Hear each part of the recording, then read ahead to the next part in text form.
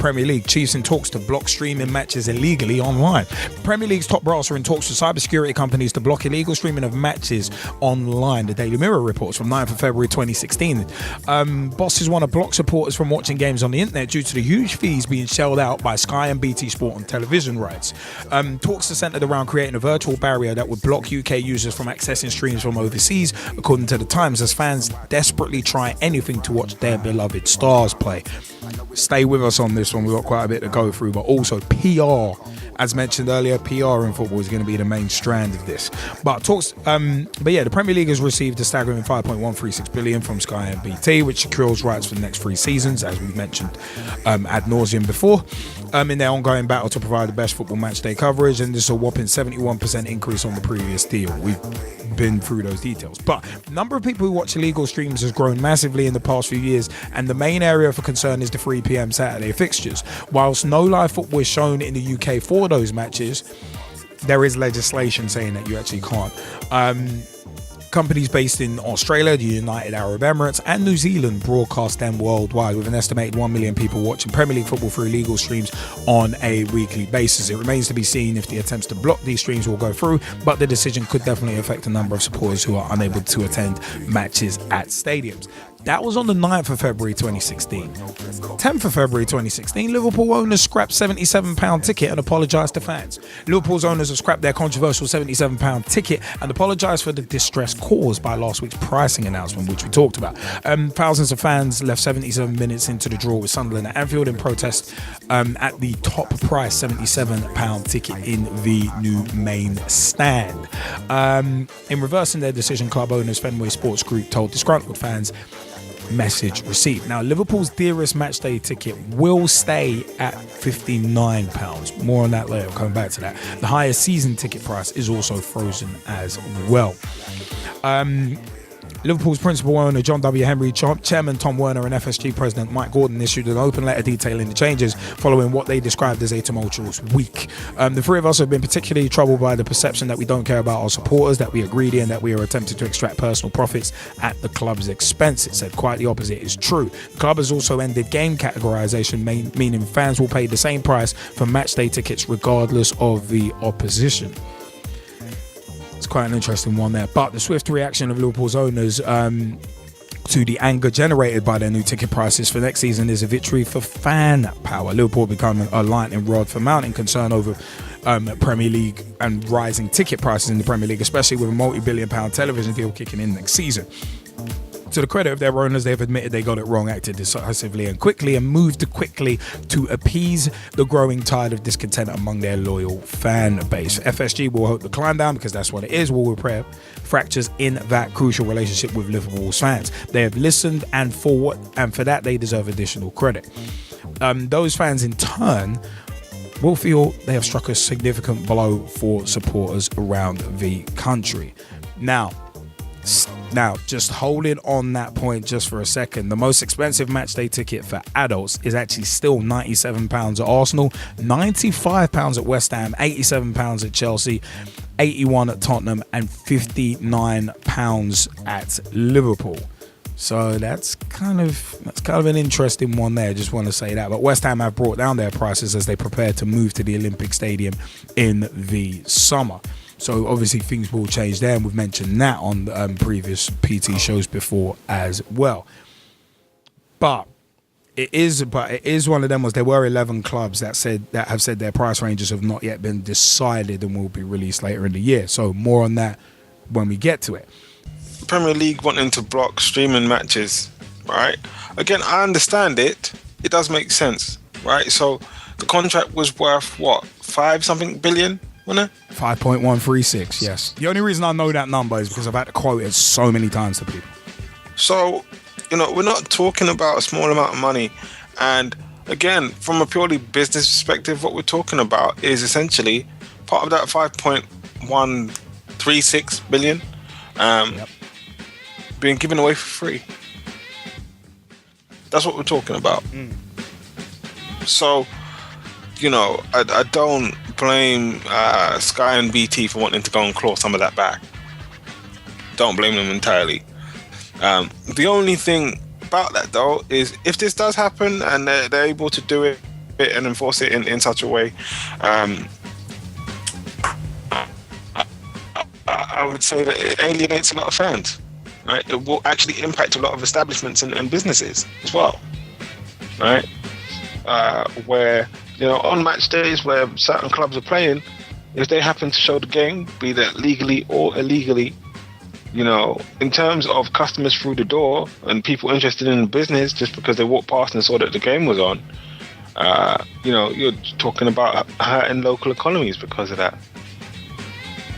Right? But again, I understand it because they can't afford, after putting in all of that money, 5.136 billion, to allow any of it to go anywhere. And again, it goes back to basic rules of, you know, making money, which is don't lose money. Right? And right about now, with the matches being streamed, they're losing money. That's the truth. So it does make sense. Moving on, I think Liverpool have done a good salvage job here. I really do. It does make sense. I think it also sets quite an interesting precedent, because does that mean now that fans just generally, if they're not happy with the ticket prices, just decide, right, well, we're going to walk out and the club will do what we want? Right? It was interesting because I thought a club of Liverpool stature, I wouldn't expect them to ignore the fans. That wouldn't be it. But I also think that they could afford to, if that made sense, because there are Liverpool fans all over the place, literally. And for all those fans that want to walk out because, you know, they think that the £77 ticket is too much, I'm pretty sure there's at least 2 or 3 people that will jump into that same seat happily. Yep. Right. I've said about a lot of people before, hey, football's an unscrupulous sport. For every one willing to walk out, there's 10 willing to take their place. So, you know, for me, it's good, because I think one of the biggest things that the PR department and the board were quick to recognize is it is going to have an impact on the performances, and they wanted to remove any unnecessary distractions. Right? But at the same time, you know, with the club not being able to go and generate funds to go and pay for the improvements via the ticket price income, right? That means the money's going to have to come from elsewhere, right? And this is the bit that a lot of fans don't think about, right? So you may see that the ticket prices might stay the same, but prices for merchandising and match day food and entertainment might go up, for example. So they're going to look at a different way to make the money, right? It will come out eventually, whether it's going to be that season tickets, you know, over the next few years will increase something, or membership, or the cost of Liverpool TV, or somewhere they're going to go and make the money, right? Somewhere. Because at the end of the day, that part of it is the business part. Us all red members are not going to get fleeced, are we? You know, this part. No, it's not about being fleeced. That's not it. I think the other thing as well for a lot of fans to try to understand from just the business perspective of it is, you know, yes, they're commercial partners and everything else, and the club has money coming in, but there's also a lot of expenditure that fans don't consider, right? And it has to be paid for somehow. Right? And I know what the fans are going to say, but the club's not thinking about rate of inflation and everything else. Listen, here's the news flash for a lot of fans. The clubs have to deal with that too. They have to deal with it too. They have to find a way.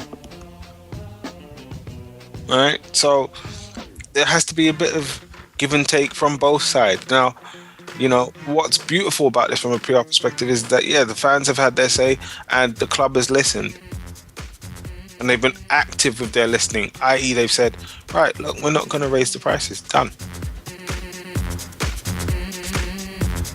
So, you know, from that perspective, there really isn't anything more than that. You know, basic customer service says customer's always right. Right? Basic customer relations says to you, right, what the customer actually asks you for, that's what you give them. You don't give them something else. To an extent, there are exceptions to the rule. Well, I did say basic. Yeah. It's very basic. So, if you adhere to those two things, you'll have repeat business, which is the best business that there is. Well, a repeat business keeps everyone in business, as I like to say. Well, that's what I'm saying. For me, it's great that this has happened. But as I say, it does set a dangerous precedent, because I will say, well, if this is what's happening at Liverpool, what is to stop literally every other football fan, every other club saying, well, the prices are too high, we'll walk out? See what I mean? Like, how do you solve that kind of problem? No. See, for me, it's one of them ones. It's one chime in quickly, but it's one of them ones where, like I said earlier, it's a case of PR. PR in football is very, very important. I'm going to come on to the next point in a minute.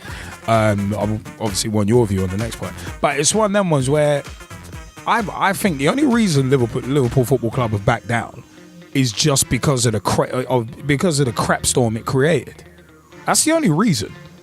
There ain't no, for me, there's no El Benevolente kind of thing about this. It's just a case of, I think it's one of them ones. I think it's one of them ones where like Liverpool back down because of bad PR, and we've had bad PR before where we didn't back down, and look where that ended up. So it's making mistakes but learning from them, and like I said earlier, it is a case of the highest price ticket is still 59 quid. And you got to bear in mind that there have been protests over, well, the Man City Arsenal game at the Emirates a couple years back, where there was the protest over 66 quid tickets. So when you look at 59 and 77, 66 is right bang in the middle. So essentially, yeah, it's one victory, but eventually the money men in football and the clubs will win the war, just purely because of supply and demand. I mean, look at the fact. Exactly my point. I mean, look at the fact that look at just the pure fact that the Premier League are looking at stopping illegal streams. Just look at that as a point on its own. And it's one of them. Yeah, we've got a £5.136 billion deal, and we want to stop people from illegally watching stuff.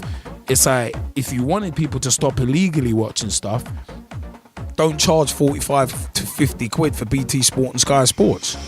It's one of them ones. Don't charge 59 to 90 quid to watch a match. Pretty simple equation in theory. All right, there's money things behind it, but at the end of the day, you boil stuff down to its rudiments, and things can be made very simple, black and white, if you will. So that would be where I would sit on that. That would be where I would sit.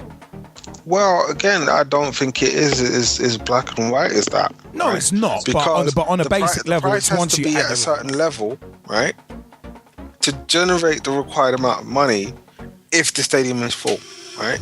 And let's be honest, week in, week out, the stadium isn't always full. And that's not just to do with the price of the ticket. There's a lot more to it than that. No, right? of course, the price of the ticket is part of it. And it's like, if it's costing you, say, let's say you're going to Arsenal, 97 quid, let's say, yeah. Yeah, actually, you know what? No. I'm not even going to take Arsenal as the example with 97 quid, most expensive match day ticket. I'm going to take 59 quid. Right, imagine 59 quid. And I don't really want to harp on this for too long because we're delving into stuff that we delved into before. It's just a case of, imagine 59 quid for your ticket. Those tickets will, for the first half of the season's games, will generally be coming out probably about within the next couple of months. So it'd be one of them. So you'll be booking your train tickets in advance, like by a couple of months, maybe 2-3 months. You'll get a saving, but not a brilliant saving. So 59 will quickly, when you add travel, when you add food, potentially accommodation, if it's a Monday night game, that can very easily spiral up to 250, 300 quid very quickly. So that's where, as you rightly said, it's not black and white, in terms of football clubs, but it's not black and white in terms of the fans either. Once you factor certain other things in, like when we were talking on Pitch Talk Meets Manisha Taylor about St George's Park, and she mentioned getting up there, getting back. If you're coming from London, you're going to have to stay there overnight, hotel prices, that kind of thing. So a lot of other things add in. But as I said, I think it's a PR mission I think it's a PR salvage job, and that's the only reason that Liverpool's owners have scrapped the 77 quid ticket, because there are more expensive tickets from certain other clubs out there. And also, you look at the Premier League chiefs in talks to try and block illegally streamed matches. It's tightening the noose in other ways, like you said, in terms of marketing, in terms of not marketing, merchandising and all that. They're going to claw back the money from that anyway. Blocking illegally streamed matches, they're going to claw back the money from that anyway, because if they block every way you can watch it, you're going to have to go through the Premier League and pay. So that money will get clawed back in some way. Going about the ticket prices and mentioned about Liverpool, I think Liverpool did a good job. So it's a 77 ticket U-turn, Liam. And for me, with speaking of the ticketing issue, I'm going to drop it down to the Championship for this instance, Liam. Leeds United, 15th in the Championship. We're taking on Bolton, who are in 24th place in the Sky Bet Championship this season. We play them at Ellen Road on 5th of March. Leeds are going to be charging Bolton £42 for their ticket. That's if you buy them on the day, because that's £5 more than what they would have paid if they got them in advance. So if that, with Liverpool prices being like that, and our prices being like they are, considering where they are in the table, charging category A prices for a game where is nobody, both in bottom half of the table, that's not right for the fans as well. And with Liverpool, I think that you did a good job salvaging that, and I think now the fans spoke out and the board's actually listened to the fans, I don't think Liverpool will probably charge that much again. I think, like I was saying to a few people on Facebook in the weekly about this, Tammy Marie Taylor, one of the Liverpool fans who I know, she was annoyed with when she saw the 77 ticket prices for the games for Liverpool.